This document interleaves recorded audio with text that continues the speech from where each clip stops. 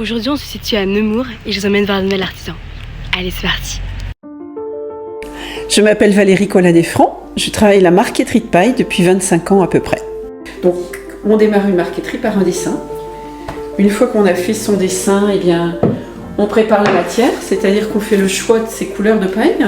C'est du seigle comme la gerbe qui est à l'entrée de mon atelier, qui peut pousser jusqu'à 2,50 m de haut. Les pailles, je les achète en bottes. Et nous, on prend la partie entre les deux nœuds, entre les deux nœuds du haut, comme le rempailleur de chaise. Et donc, on a des bottes. Je vais vous montrer comment on fend une paille et comment on l'ouvre et on l'écrase. Alors là, je le fais à l'ongle. Mais je vous rassure, s'il y a une botte à écraser, j'évite mon ongle et je prends un couteau. Vous avez une paille écrasée avec la partie extérieure qui brille énormément, qui est riche en silice. C'est vraiment ce qui rend intéressant la matière. Et la partie intérieure qu'on peut en coller. On ne peut pas coller côté extérieur puisque la silice n'adhère pas. Et la silice, c'est ce qui rend la paille imperméable et imputrescible.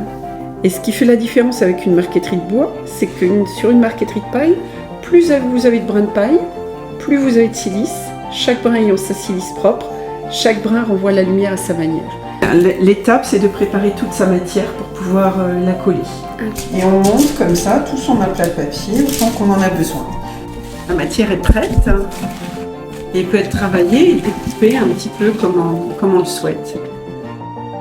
Comme un peintre choisirait dans sa palette de couleurs, moi je choisis dans ma palette d'aplats. Quel est votre plus beau souvenir lié à votre métier?